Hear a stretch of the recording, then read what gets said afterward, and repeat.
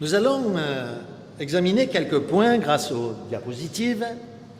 Et bien entendu, c'est à la fois basé sur ce que nous avons appris précédemment et en même temps sur les choses que nous allons acquérir en plus.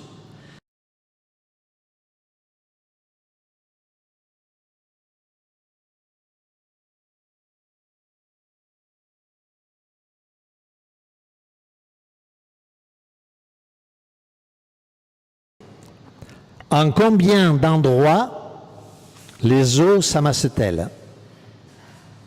D'après ce texte, combien d'endroits les eaux s'amassent-elles? En un seul lieu.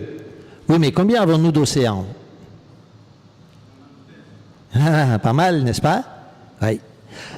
Autre question. Et qu'apparaisse la Terre ou le continent? Est-ce que vous avez un S à continent ou à terre dans votre Bible? Oui, la terre. Hein? La terre. Là, il n'est pas question, dans ce verset, de la boule, n'est-ce pas? Il est question de la terre, c'est-à-dire, d'ailleurs en grec, c'est l'aride. Hein? Voilà, l'aride, le continent qui arrive. Il n'y a pas d'S. C'est bizarre. Les jeunes, est-ce que vous savez combien il y a de continents sur la Terre? Qui connaît le nombre de continents? On sait tout ça, n'est-ce pas? Allez, osez. Combien? Alors, Béatrice? 5 continents. Ben oui, mais ici, il y a écrit le continent. Que les eaux s'amassent en un seul endroit et que le continent apparaisse. Intéressant, n'est-ce pas? Parce qu'à l'origine, il y avait un seul continent, comme vous pouvez le voir sur cette photo.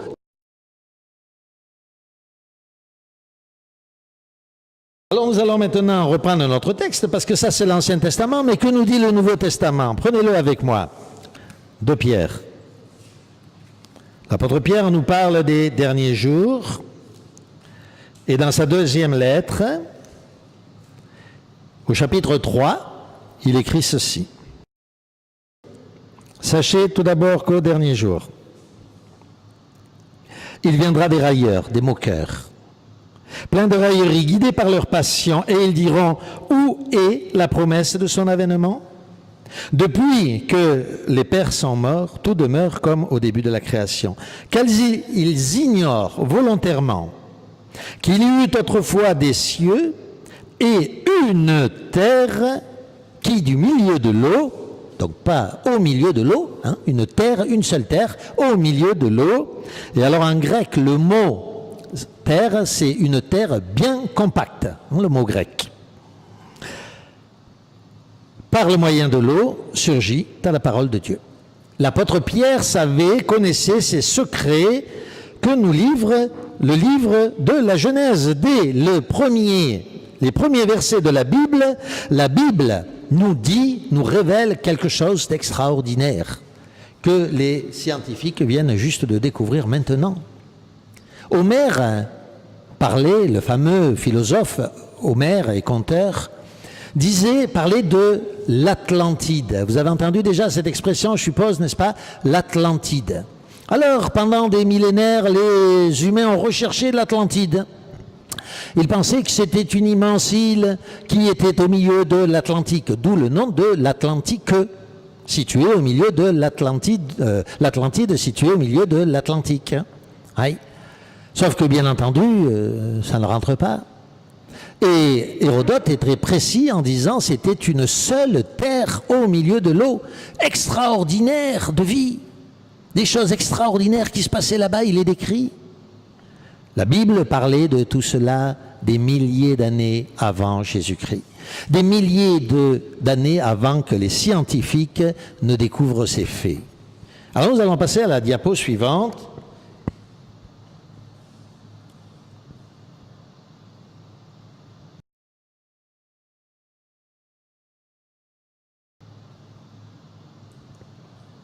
Voilà ce qui s'est passé au moment du déluge. Au moment du déluge, la pression de l'eau a brisé la terre. La terre, c'est comme un œuf. Sauf que dans les œufs, la vie est à l'intérieur et sur la terre, la vie est au-dessus. Mais c'est exactement fait pareil. Le noyau de la Terre, c'est du nickel. C'est une boule extrêmement lourde, et parce qu'elle est extrêmement lourde, elle tourne bien entendu très lentement, beaucoup plus lentement que la Terre qui tourne autour d'elle, produisant l'électricité statique de la Terre.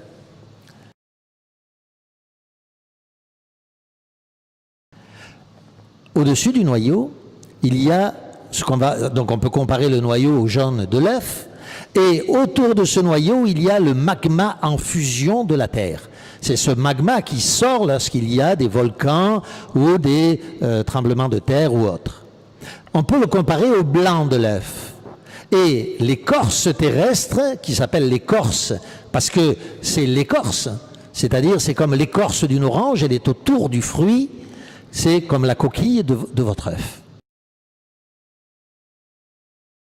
Cette coquille, par le poids de l'eau du déluge, s'est brisée, et nous allons le voir. Et du coup, les continents se sont séparés. L'œuf, la coquille de l'œuf n'est pas complètement cassé, comme lorsque vous faites vos courses, n'est-ce pas, et que vous ramenez un œuf et vous vous apercevez qu'il est brisé. C'est la même chose. Et donc, les continents se sont séparés. Mais ces continents peuvent être réunis. Et vous remarquez que quand on les réunit, cela ressemble à un puzzle. Alors vous savez ce que c'est un puzzle, n'est-ce pas? C'est un jeu pour les petits-enfants. On prend un dessin, on le découpe en petits morceaux et on dit à l'enfant, allez, il faut réunir maintenant les morceaux. Ça s'appelle un puzzle.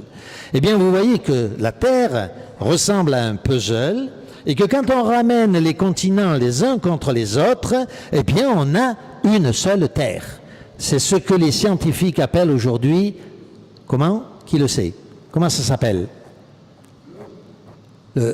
Alors le globe, c'est l'entièreté de la boule, n'est-ce pas, avec l'eau et tout, mais là, cette terre unique porte un nom, c'est pas l'Atlantide, c'est la Pangée. Très bien. Hein? Je ne sais pas qui a parlé, mais félicitations. Voilà, la Pangée, très bien. Ça s'appelle la Pangée, et donc vous trouverez ça dans toutes les encyclopédies du monde. On n'est pas en train de vous apprendre quelque chose de... C'est maintenant démontré depuis quelques années, depuis peu d'années, par les scientifiques. Donc voilà, nous avons ce puzzle qui réunit ici, vous donne une Terre unique, et vous constatez déjà bien ronde.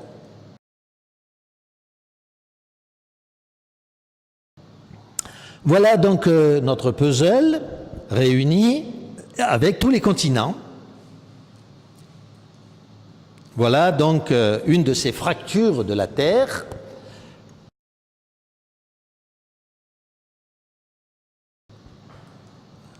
Ici, la fameuse faille de Sant Andreas en Californie. Et vous savez que ces fractures, bien entendu, comme elles cherchent à se réparer, et comme il y a le magma qui travaille dessous, le blanc de l'œuf en comparaison, automatiquement la Terre bouge, d'où les tremblements de terre. Nous allons voir cela en détail. Donc ici, c'est la faille de Sant Andreas que nous venons de montrer, donc qui se trouve en Amérique du Nord. Je vais essayer de vous la montrer avec la souris ici. Voilà, la photo précédente, c'était celle-là, là. Vous voyez? C'est bon? La fameuse faille de Sant Andreas. Mais regardez bien cette carte. Vous voyez qu'au milieu des océans, c'est une photo satellite, n'est-ce pas, là, qui a été retouchée, mais c'est une photo satellite. Et donc, ce que vous voyez est vraiment ce qu'on voit depuis le satellite. Ici, vous voyez qu'il y a une immense faille. Elle descend à plus de 13 000 mètres de profondeur, c'est-à-dire 13 kilomètres. Et ici, tout autour, vous avez ces failles qui continuent, et vous voyez qu'elles se dirigent vers les endroits de fracture. Ici, vous avez une grande fracture. Vous reconnaissez la mer ici?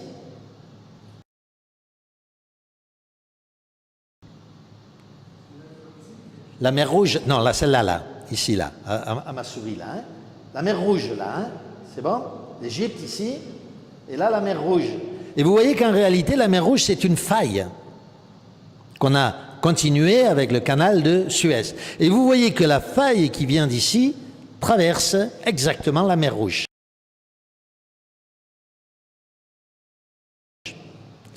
Les failles, en fait, sont aussi bien dans l'eau que sur la terre.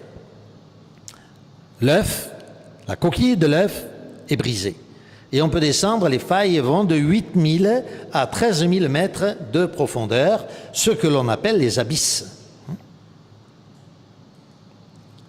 Ici, vous avez les failles avec les épicentres des tremblements de terre qui se sont déroulés entre 1963 et 1998. Chacun, c'est un tremblement de terre et une éruption volcanique.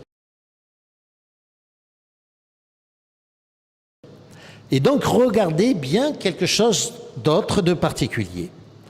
Vous voyez d'ailleurs le tracé, tout d'abord des failles, n'est-ce pas? Tout autour, comme nous l'avons dit. Mais regardez bien où il y a le plus de tremblements de terre, c'est là où sont les montagnes. Ici, sur toute la côte ouest des États-Unis, vous avez les fameuses Rocheuses, vous avez les Andes, vous avez donc toutes ces montagnes qui se trouvent, paradoxalement, toutes du même côté, c'est-à-dire le côté ouest des États-Unis et de l'Amérique du Sud. Ici, là, toute cette partie ici noire, ce sont les Alpes. Toutes les Alpes de l'Europe et les Pyrénées. Ici, là, en continuant ici, toute cette partie, vous l'avez reconnu, c'est l'Himalaya. Et puis ensuite, toute la chaîne des montagnes de l'Indonésie, n'est-ce pas? Et puis ici, les grandes failles qui séparent le Japon de l'Asie, voilà. Donc, regardez bien. Ces montagnes sont appelées des montagnes jeunes, paradoxalement ou comparativement aux montagnes vieilles. Les montagnes vieilles sont les montagnes qui existaient avant le déluge. Les montagnes jeunes sont celles qui sont apparues pendant le déluge ou après le déluge. C'est exactement la même chose lorsque les continents se sont séparés dans ce sens, comme ça. C'est-à-dire quand l'Amérique s'est séparée de l'Afrique, elle a poussé d'un côté. Vous voyez, si je prends ma nappe ici, que je fais comme ça, et que je la pousse, ou dans l'autre sens, on peut essayer, voilà, comme ça. Vous voyez ce que ça fait? Ça fait des montagnes. Et c'est exactement ce qui s'est passé. C'est-à-dire que les montagnes hautes ont surgi par la pression de la Terre sur les continents. Et c'est pour ça que ces montagnes sont toutes situées en périphérie du repoussement. Alors vous vous dites, mais pourquoi il nous dit tout ça? Eh bien, l'objectif de vous dire tout cela, c'est de vous montrer que la Bible est un livre divin. Ce n'est pas un livre des hindous ou des bouddhistes. Ce n'est pas un livre écrit par des hommes. C'est un livre divin et nous allons vous le prouver par cette démonstration. Que votre foi ne soit plus celle du charbonnier, mais celle solide. C'est vrai, je l'ai vu, c'est comme ça, j'ai l'instruction nécessaire. Nous avons donc ici représenté la Pangée et nous avons tracé un cercle autour. Et vous voyez que le continent originel rentre pratiquement parfaitement dans ce cercle. Pour faire un cercle, il faut un instrument. Avec quel instrument fait-on un cercle? Avec un compas. Hein? On met un crayon d'un côté et une pointe de l'autre, on met la pointe au milieu et on tourne pour faire le cercle. C'est comme cela que nous avons fait. Vous êtes d'accord avec moi? Oui, n'est-ce pas? Comme ça qu'on fait. Oui, mais où est-ce qu'on a mis la pointe du compas pour faire le cercle? Sur quel pays, sur quelle ville, sur quelle région, sur quel endroit? Est-ce que vous voudriez me le dire? Isabelle? Sur Jérusalem. Si l'on met le compas sur Jérusalem, on trace un cercle qui entoure complètement le continent originel. Et maintenant, je vais vous demander de prendre votre Bible avec moi et nous allons prendre le texte d'Ézéchiel, chapitre 5. verset 5. Isabelle, est-ce que vous avez le texte? Est-ce que vous voulez bien faire la lecture avec le micro? Ainsi parla le Seigneur, l'Éternel, c'est là cette Jérusalem que j'avais placée au milieu des nations et des pays d'alentour. Comment Moïse savait-il tout cela? Comment l'apôtre Pierre pouvait-il savoir ces choses que les scientifiques du monde ont ignorées jusqu'à il y a à peine 30 ans? La Bible est un livre extraordinaire. La Bible nous donne une instruction que les autres humains ne pourront jamais vous donner. Ce que vous avez appris ce soir, vous pourrez en parler avec des scientifiques, vous pourrez en parler avec vos professeurs d'école ou d'université, et ils ne risqueront pas de se moquer de vous, parce que la connaissance que vous a donnée la Bible ce soir dépasse l'entendement de tellement d'hommes célèbres et scientifiques. Si vous apprenez à mieux connaître la Bible, vous allez apprendre des choses absolument extraordinaires.